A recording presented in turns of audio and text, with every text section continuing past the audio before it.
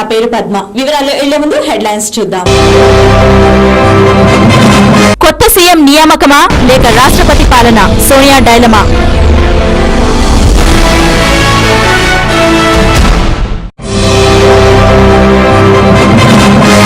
ప్రత్యక్ష రాజకీయాల్లోకి రానున్న ప్రియాంక గాంధీ.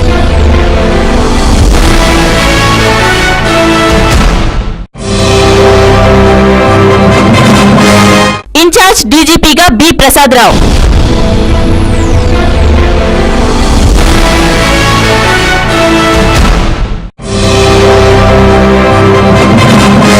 రాణా కుంభకోణం కేసులో లాలుతో పాటు 45 మంది దోషులు. సిబిఐ తీర్పు.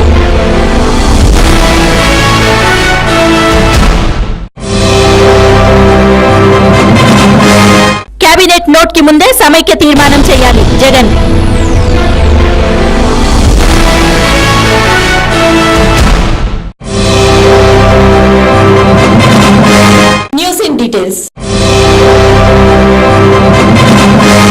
తిరుగుబాటు ప్రకటించడానికి సిద్ధమవుతున్న ముఖ్యమంత్రి కిరణ్ కుమార్ రెడ్డి స్థానంలో కొత్త ముఖ్యమంత్రిని తేవాలా, రాష్ట్రపతి పాలన విధించాలా అనే విషయంపై కాంగ్రెస్ అధ్యక్షురాలు సోనియా గాంధీ డైలమాలో పడినట్టు తెలుస్తోంది. కిరణ్ కుమార్ ను తొలగించి ఆయన స్థానంలో కొత్త నేతను ముఖ్యమంత్రిగా నియమించడం ప్రస్తుత వాతావరణంలో అంత సులభం కాకపోవచ్చని కొందరు అంటున్నారు. కిరణ్ స్థానంలో నియమించడానికి ఒకరిద్దరు నేతల పేర్లు పరిశీలనకు వచ్చినా సిఎల్పి సమావేశం ఏర్పాటు చేసి కొత్త నేతను ఎన్నుకునేందుకు జరిగే ప్రయత్నం బెడిసికొట్టే ప్రమాదం ఉండొచ్చని కాంగ్రెస్ అధిష్టానం భావిస్తోంది. ఈ పరిస్థితిలో ముఖ్యమంత్రిని మార్చడానికి బదులు రాష్ట్రపతి పాలన విధిస్తేనే మేలనే అభిప్రాయంతో ఉన్నట్లు తెలుస్తోంది. ప్రత్యేక తెలంగాణ ఏర్పాటుకు సంబంధించిన నోట్ను కేంద్ర మంత్రివర్గంలో ఆమోదించిన అనంతరం రాష్ట్రపతి ప్రణబ్ ముఖర్జీ ద్వారా శాసనసభకు పంపినప్పుడు ఎదురయ్యే పరిస్థితుల ఆధారంగా రాష్ట్రపతి పాలన విధించవచ్చని అంటున్నారు. ప్రత్యేక తెలంగాణ ఏర్పాటుకు సంబంధించిన నోట్పై చర్చ జరిగే సమయంలో రాష్ట్ర శాసనసభ సజావుగా జరుగుతుందా అనేది కూడా అనుమానంగా ఉన్నది. శాసనసభలో ఒకవైపు సీమాంధ్రులు, మరోవైపు తెలంగాణ వాదులు మోహరిస్తే యుద్ధ వాతావరణం చోటు చేసుకునే ప్రమాదం లేకపోలేదని భావిస్తున్నారు. దానికి సిద్ధపడి రాష్ట్రం బొగ్గుమన్న మరుక్షణం రాష్ట్రపతి పాలన విధించడం జరుగుతుందని అంచనా. అయితే తెలంగాణ నోట్ను కేంద్ర మంత్రివర్గం ఆమోదించిన రోజే శాంతి భద్రతల పరిస్థితిని క్షీణిస్తుందని కేంద్ర హోంశాఖ అంచనా వేసినట్లు తెలిసింది. ఈ తరుణంలో రాష్ట్రపతి పాలన విధించవచ్చని అంటున్నారు. మొత్తం మీద తెలంగాణ అంశాన్ని తీరాలకు ఎలా చేర్చాలనే విషయంపై కాంగ్రెస్ అధిష్టానం పెద్ద కసరత్తే చేస్తోంది. కాంగ్రెస్ అధ్యక్షురాలు సోనియా గాంధీ కూతురు ప్రియాంక గాంధీ ప్రత్యక్ష రాజకీయాల్లోకి వచ్చే అవకాశాలు కనిపిస్తున్నాయి. వచ్చే లోక్సభ ఎన్నికల్లో ఆమె తన తల్లి నియోజకవర్గం రాయ్ బరేలీ నుంచి పోటీ చేస్తారని సంకేతాలు వస్తున్నాయి. ప్రస్తుతం ఆమె రాయ్ బరేలీలో పార్టీని బలోపేతం చేసేందుకు కృషి చేస్తున్నారు. జిల్లా పార్టీ బాధ్యులను ఎంపిక చేసేందుకు ఆమె ఇటీవల ఇంటర్వ్యూలు కూడా నిర్వహించారు. రాహుల్ ప్రాతినిధ్యం వహిస్తున్న అమేథీ జిల్లాలో పార్టీ పర్యవేక్షణ కూడా ప్రియాంకకే అప్పగించారు. సోనియా గాంధీ ఆరోగ్యం బాగోలేనందున ఆమె స్థానంలో ప్రియాంక పోటీకి సిద్ధమవుతున్నట్లు సమాచారం. రాయ్ బరేలీ ప్రధానులు ప్రాతినిధ్యం వహించిన నియోజకవర్గం అయినందున రాహుల్ గాంధీ రాయ్ బరేలీకి వచ్చి ప్రియాంకను అమేథీకి పంపిస్తారనే ఊహాగానాలు ఉన్నాయి. తాజాగా అన్నా చెల్లెలిద్దరూ సోమవారం నుంచి 2 నియోజకవర్గాల్లో పర్యటిస్తున్నారు.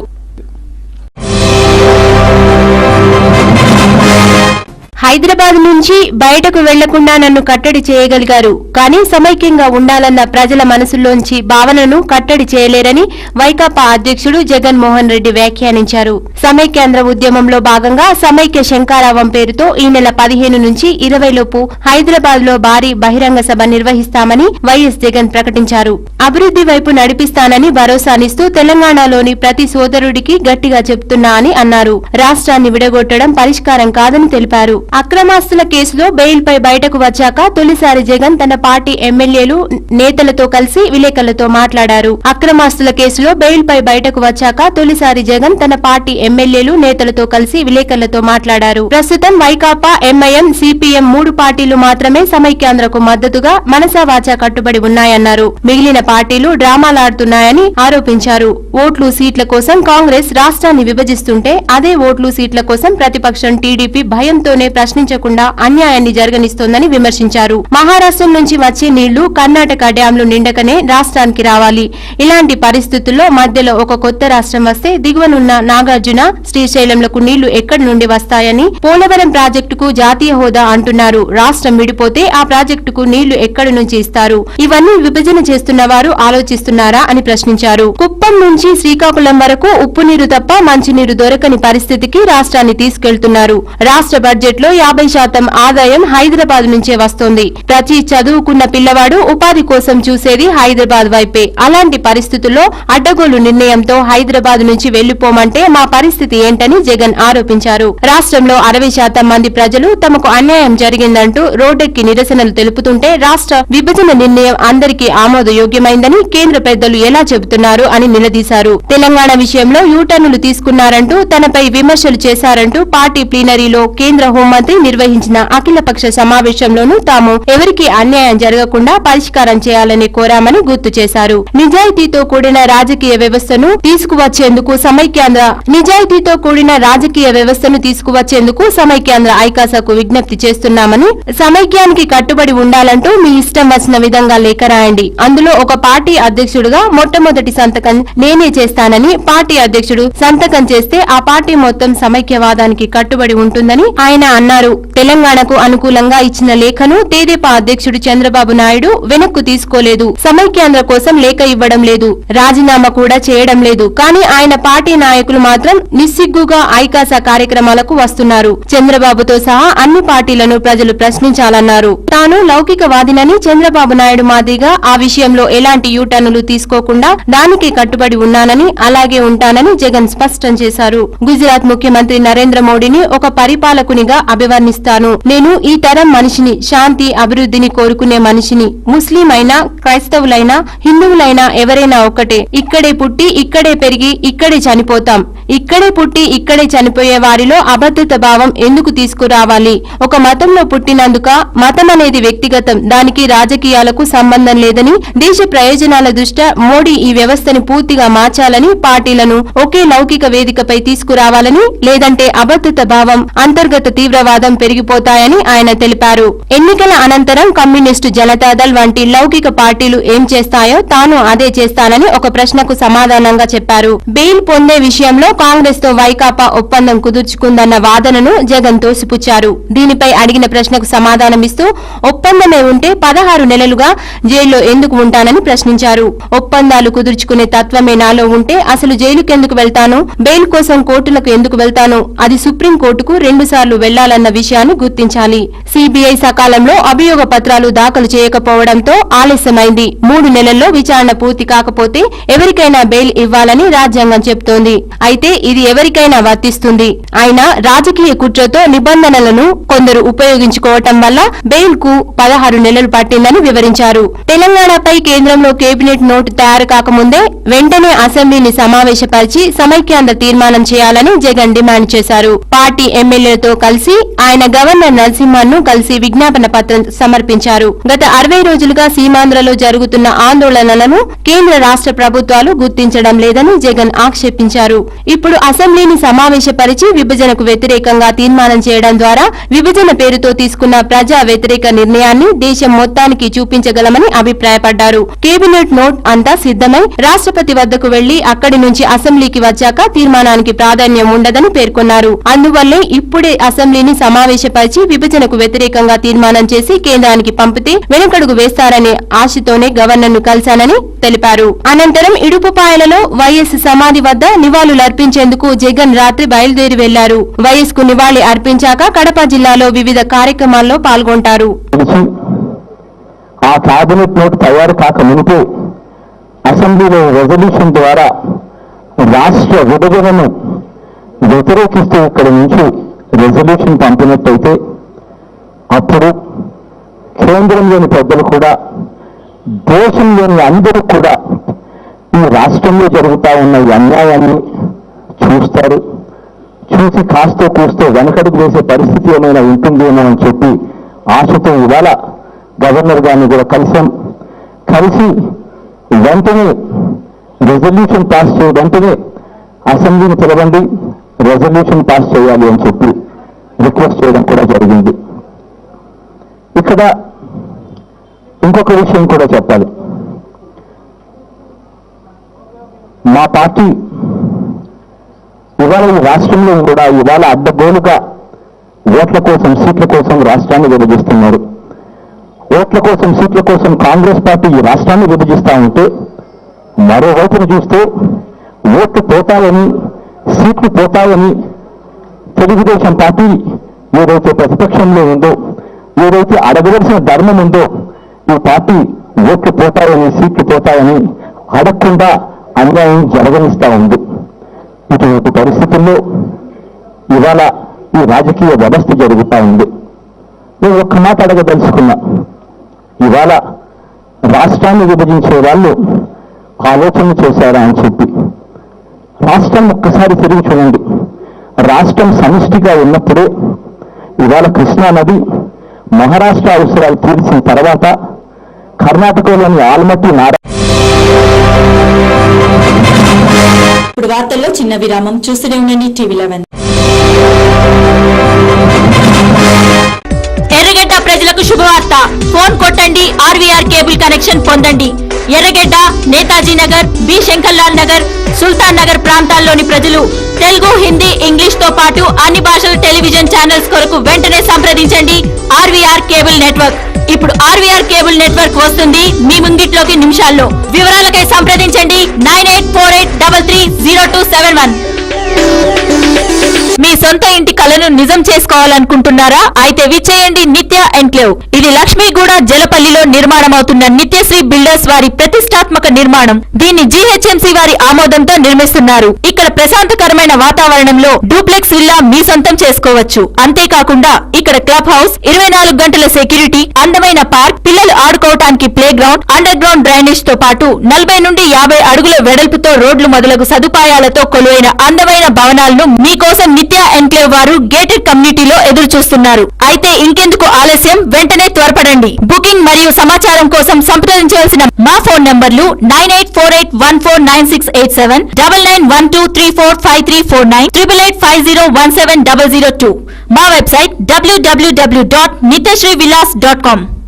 మీ నిత్యావసరాల సరఫరాకు సంసిద్ధంగా ఉన్న న్యూ ఎండి గౌస్ కిరాణా స్టోర్ లోకి స్వాగతం పలుకుతున్నాం. ఉప్పులు, పప్పులు, వివిధ రకాల వంట నూనెలు, సుగంధ ద్రవ్యాలు, కాజు, పిస్తా, బాదం, అక్రూట్, తదితర డ్రై ఫ్రూట్స్, సోనా మసూరితో పాటు వివిధ రకాల బియ్యం, అనేక రకాల నిత్యావసర వస్తువులు హోల్సేల్ ధరకే లభిస్తాయి. మీ ఇంటి అవసరాలకు, శుభకార్యాలకు అవసరమైన సరుకు కోసం విచ్చేయండి new MD Ghouse kirana and general stores, opposite Ayyappa Swamy temple, NRR Puram colony, site 2, Borabanda, Hyderabad. మా ఫోన్ నంబర్లు 9700175276 మరియు 9700261872.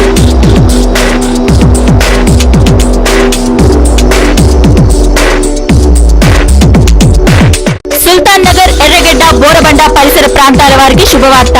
నాణ్యమైన పౌల్ట్రీ ఉత్పత్తులు హోల్సేల్ మరియు రీటైల్ ధరలకు లభించును. ఎర్రగడ్డ, సుల్తాన్ నగర్ లో నూతనంగా ప్రారంభించబడిన అల్ రహీం పౌల్ట్రీ కస్టమర్లకు స్వాగతం పలుకుతోంది. మీ ఇంట్లో జరిగే అన్ని రకాల శుభకార్యాలకు, పండుగలకు, హోటళ్లకు ఆర్డర్ పై సప్లై చేయబడును. మీరు సంప్రదించవలసిన మా చిరునామా ఆపోజిట్ మస్జిదే మహమ్మదియా, సుల్తాన్ నగర్, ఎర్రగడ్డ, హైదరాబాద్. మా ఫోన్ నంబర్లు 9849084093 మరియు 9390865754 మరియు 04023835754.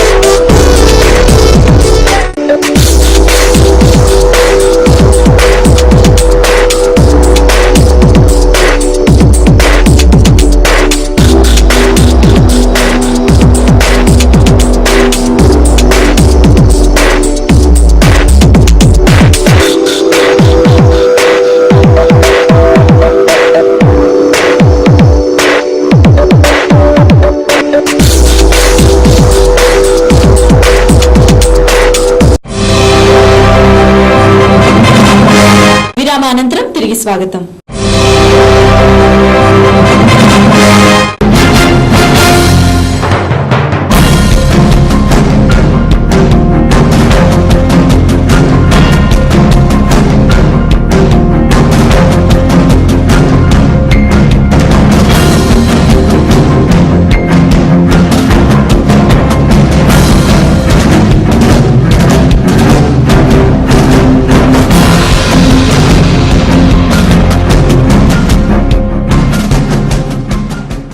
అవినీతి పాపం ఏనాటికైనా పండగ మానదని చట్టం చాటి చెప్పింది. 17 ఏళ్ల కిందట వెలుగు చూసి యావత్ దేశాన్ని ఆశ్చర్యపరిచిన దానా కుంభకోణంలోని ఓ కేసులో లాలూ ప్రసాద్ సహా 45 మందిని సిబిఐ ప్రత్యేక న్యాయస్థానం దోషులుగా తేలుస్తూ తీర్పునిచ్చింది.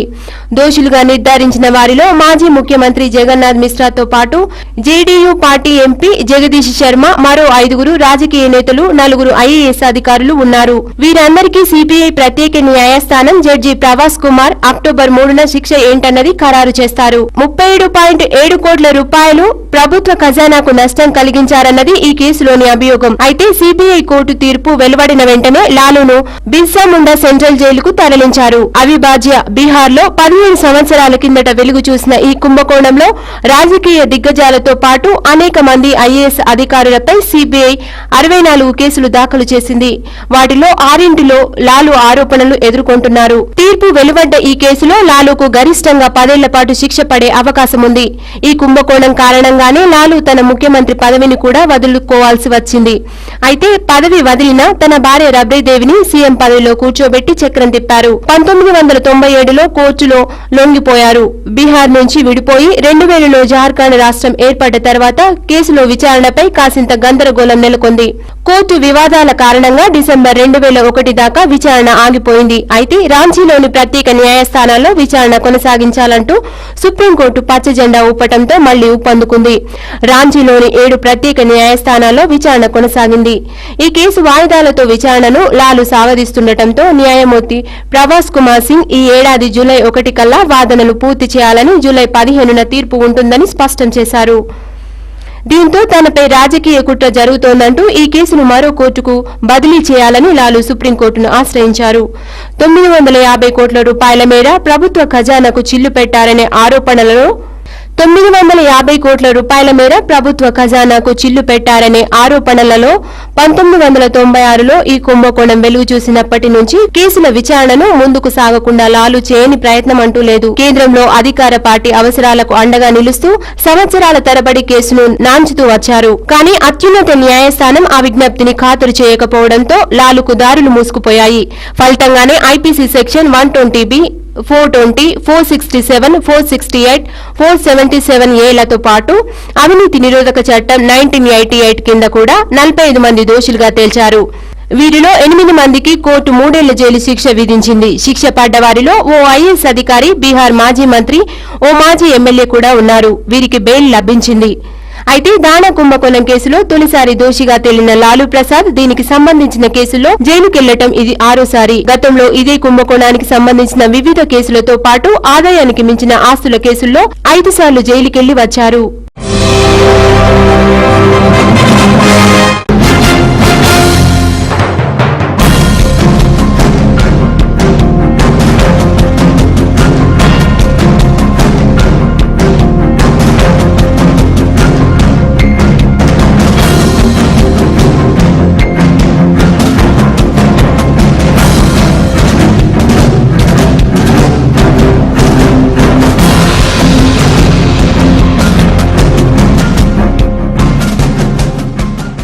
రాష్ట్ర పోలీస్ బాస్ గా 1979 బ్యాచ్ కు చెందిన సీనియర్ ఐపీఎస్ అధికారి బి ప్రసాదరావును నియమిస్తూ ప్రభుత్వం సోమవారం ఉత్తర్వులు జారీ చేసింది. పూర్తికాల డీజీపీ కోసం యూపీఎస్సీ నుంచి నియామక ప్రక్రియ పూర్తి కావాల్సి ఉంది. అప్పటి వరకు ఇన్ఛార్జిగా డీజీపీగా ప్రసాదరావు బాధ్యతలు నిర్వహిస్తారు. తొలి దళిత డీజీపీగా చరిత్ర సృష్టించిన ప్రసాదరావుకు శాంతి భద్రతల అమలులో మంచి పట్టుంది. ప్రస్తుతం అవినీతి నిరోధక శాఖ ఏసీబీగా చీఫ్ గా ప్రసాదరావు బాధ్యతలు నిర్వహిస్తున్నారు. ప్రసాదరావు పదవి విరమణ చేసేందుకు మరో 2 ఏళ్ల సమయం ఉంది. తెలంగాణలోని 3 జిల్లాల్లో ఎస్పీగా, ఆంధ్ర రాయలసీమలో డీజీపీగా, విశాఖపట్నం హైదరాబాద్ సిటీ పోలీస్ కమిషనర్గా, శాంతి భద్రతల అడిషనల్ డీజీగా, ఆర్టీసీ ఎండీగా గతంలో ప్రసాదరావు కీలక బాధ్యతలు నిర్వహించారు. అటువంటి అనుభవశాలి అన్ని రకాలుగా ఈ పదవికి సరిపోతారని ప్రభుత్వం భావించింది.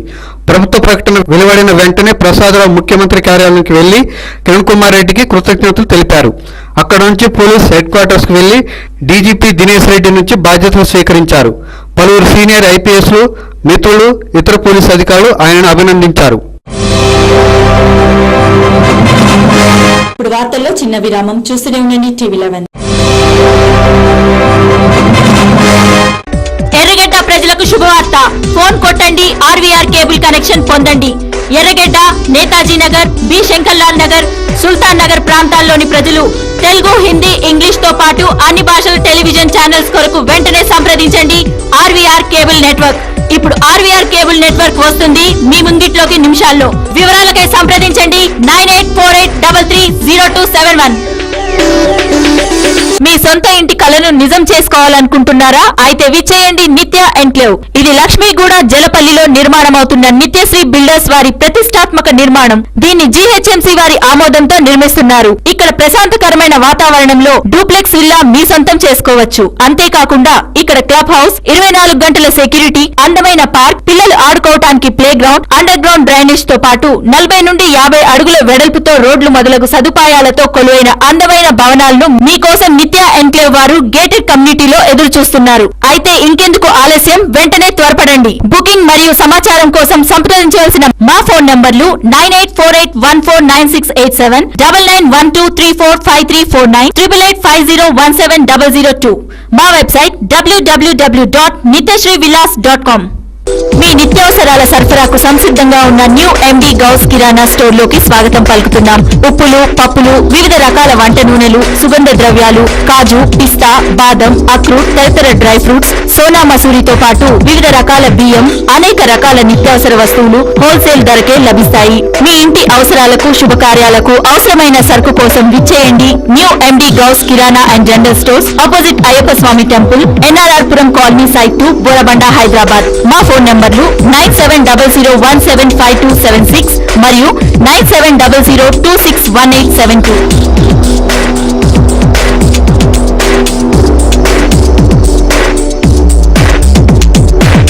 సుల్తాన్ నగర్, ఎర్రగడ్డ, బోరబండ పరిసర ప్రాంతాల వారికి శుభవార్త. నాణ్యమైన పౌల్ట్రీ ఉత్పత్తులు హోల్సేల్ మరియు రీటైల్ ధరలకు లభించును. ఎర్రగడ్డ, సుల్తాన్ నగర్ లో నూతనంగా ప్రారంభించబడిన అల్ రహీం పౌల్ట్రీ కస్టమర్లకు స్వాగతం పలుకుతోంది. మీ ఇంట్లో జరిగే అన్ని రకాల శుభకార్యాలకు, పండుగలకు, హోటళ్లకు ఆర్డర్ పై సప్లై చేయబడును. మీరు సంప్రదించవలసిన మా చిరునామా ఆపోజిట్ మస్జిదే మహమ్మదియా, సుల్తాన్ నగర్, ఎర్రగడ్డ, హైదరాబాద్. మా ఫోన్ నంబర్లు 9849084093 మరియు 9390865754 మరియు 04023835754.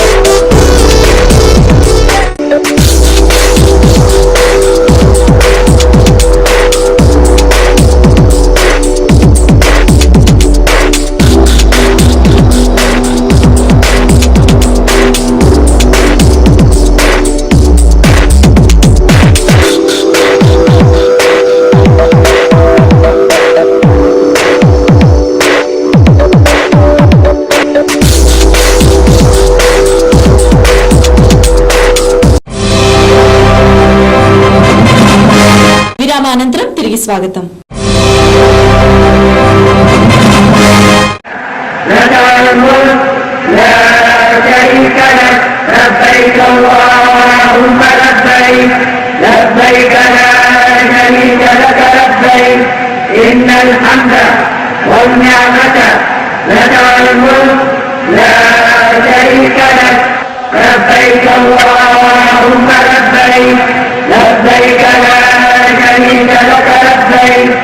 إن الحمد والنعمة لك والملك لا شريك لك لبيك اللهم لبيك. ముస్లింలు ఎంతో పవిత్రంగా భావించే హజ్ యాత్ర నిన్నటికి 6వ రోజుకి చేరింది. ప్రతిరోజు వందలాది మంది హాజీలు నాంపల్లి హజ్ హౌస్ నుండి హజ్ యాత్రకు వెళ్తున్నారు. నిన్నటి వరకు మొత్తం 13 ఫ్లైట్లు హజ్ యాత్రకు వెళ్లాయని, ఇప్పటి వరకు 4060 మంది వెళ్లారని, మొత్తం 25 ఫ్లైట్లు హజ్ యాత్రకు కేటాయించామని రాష్ట్ర Haj committee executive officer Abdul Hameed తెలిపారు. హైదరాబాద్ సనత్ నగర్ కి చెందిన అబ్దుల్ కరీం మాట్లాడుతూ హజ్ కమిటీ యాత్రికులకు ఎటువంటి ఇబ్బందులు లేకుండా సకల ఏర్పాట్లు చేసిందని హజ్ కమిటీ సభ్యులకు కృతజ్ఞతలు తెలిపారు. ఈ ఏడాది దాదాపు 8000 మంది యాత్రికులు హైదరాబాద్ నుంచే వెళ్తున్నట్లు సమాచారం. రాష్ట్రం నుంచే కాకుండా కర్ణాటకలో గుల్బర్గా, బిదర్ ప్రాంతాల నుంచి కూడా హజ్ యాత్రికులు నగరం నుంచే హజ్ యాత్రకు వెళ్తున్నారని సమాచారం. अल्हम्दुलिल्लाह हज 2013 की तैयारी में आंध्र प्रदेश से हैदराबाद एम्बार्केशन पॉइंट से अब तक 13 फ्लाइट्स यहां से रवाना हो चुके हैं. पूरे 25 फ्लाइट्स में 13 फ्लाइट्स रवाना हो चुके हैं. 13वां फ्लाइट अब जाने वाला है. इस फ्लाइट को मिलाकर अब तक 4060 हाजी यहाँ से रवाना हो चुके हैं। जो 12 फ्लाइट्स के हाजी वहाँ पहुँच चुके हैं। अल्हम्दुलिल्लाह वो सब लोग ठीक ठाक है। वहाँ जो खादिमुल हुज्जाज है उनसे हम कांटेक्ट में रहे। सिर्फ एक हाजी साहब का इंतकाल वहाँ हुआ था, उनका भी वहाँ खादिमुल हुज्जाज रहकर उनकी तकसीम वगैरह के उसमें मदद कर रहे हैं। और हम अपनी तरफ से भी कोशिश कर रहे हैं कि उनके एक रिश्तेदार यहाँ से जाना चाह रहे तो उनको भी भेजने की हम कोशिश कर रहे हैं। मैं अब्दुल करीम बात कर रहा हूँ हैदराबाद सनतनगर से। खुशकिस्मती है जो मेरे पास का नंबर आया है, इसलिए अल्लाह ताला से ये दुआ मांग रहा हूँ कि अल्लाह के घर पे जाने तमाम अरकान मेरे पूरे हो और मेरा हज आसान और मुकम्मल कामयाब तरीके से मैं हज कर दिया। तमाम मेरे को सहूलत मिली हज के लिए, इसमें कोई शिकायत नहीं है। और इजाफा जितना हो सके आगे साल जितना हो सके इंशाल्लाह इजाफा आपको बहुत अच्छी बात है। अल्लाह ताला आप हज कमेटी वालों को भी निस्बत का मौका देते, बहुत अच्छी बात है, बहुत अच्छा। मेरा नाम अब्दुल्ला जी, अमन डिस्ट्रिक्ट से आया जी। हज करने के लिए जा रहा हूँ। यहाँ टूरिस्ट फैसिलिटीज अच्छे इंतजाम अच्छे। आप अकेले जा रहे हैं?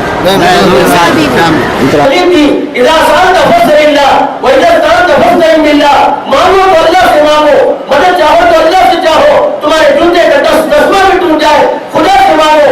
और वो तुम्हारे कादे पर पहली नजर पड़ती है, बहुत मुस्तजाब और मकबूल है। क्या कादे पे पड़ी पहली नजर क्या चीज है, दुनिया भूल गया। चुनाव वो शर्त उसकी पहली निगाह काबे पर पड़ी।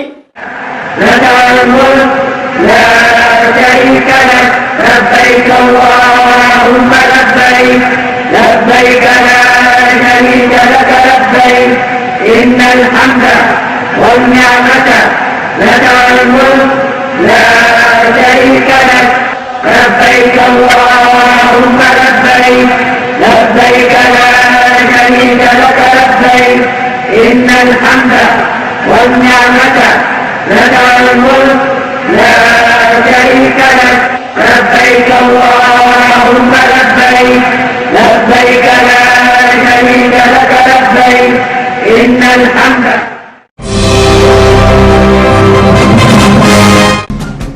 పెట్రోల్ ధర దిగొచ్చింది. లీటరుకు ₹3.05 వంతున తగ్గిస్తున్నట్లు ప్రభుత్వ రంగ చమురు సంస్థలు ప్రకటించాయి. సోమవారం అర్ధరాత్రి నుంచే ఇది అమలులోకి వస్తుందని పేర్కొన్నాయి. దీనిపై పన్నులు కూడా కలిపితే తగ్గింపు సుమారు ₹3.66గా ఉండొచ్చు. గడిచిన 5 నెలల కాలంలో తొలిసారిగా ధర తగ్గగా 5 ఏళ్ల వ్యవధిలో ఈ తగ్గింపు అత్యధికం కావడం విశేషం.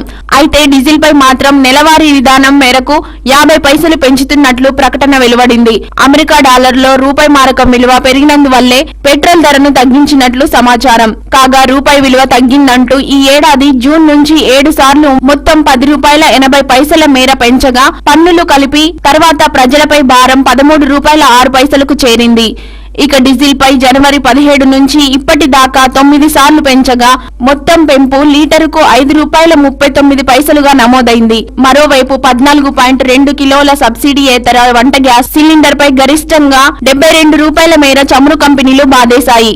దీనివల్ల వినియోగదారులు 9 సిలిండర్ల పరిమితికి మించి తీసుకునే ప్రతి సిలిండర్కు ఇకపై భారీగా చెల్లించుకోవాల్సిందే. అయినప్పటికీ డీజిల్ కిరోసిన్లపై లీటర్కు ₹10.52, ₹38.32 వంతున, వంట గ్యాస్ పై ₹532.50 చొప్పున నష్టపోతున్నట్లు ఇండియన్ ఆయిల్ కార్పొరేషన్ పేర్కొంది. ఈ 3 ఉత్పత్తుల మీద ఈ ఆర్థిక సంవత్సరంలో తమకు 73,500,00,000 లోటు ఉందని, అన్ని కంపెనీలకు కలిపి ఇది ₹1,39,600 కోట్ల అని ఒక ప్రకటనలో తెలిపింది. కాగా గ్యాస్ సిలిండర్ ధరలు కూడా మరోసారి పెరిగాయి. దీంతో సిలిండర్ ధర ₹1,024.50 నుంచి ₹1,111కు చేరుకుంది. ఇవి ఈ రోజు వార్తలు. మరిన్ని అప్డేట్స్ కోసం చూస్తూనే ఉండండి TV11. ప్రపంచంలోని ఏ మూల నుండైనా లాగౌట్ అవ్వండి www.tv11live.com మరియు యూట్యూబ్ లో TV11 Hyderabad news. This is Padma signing up.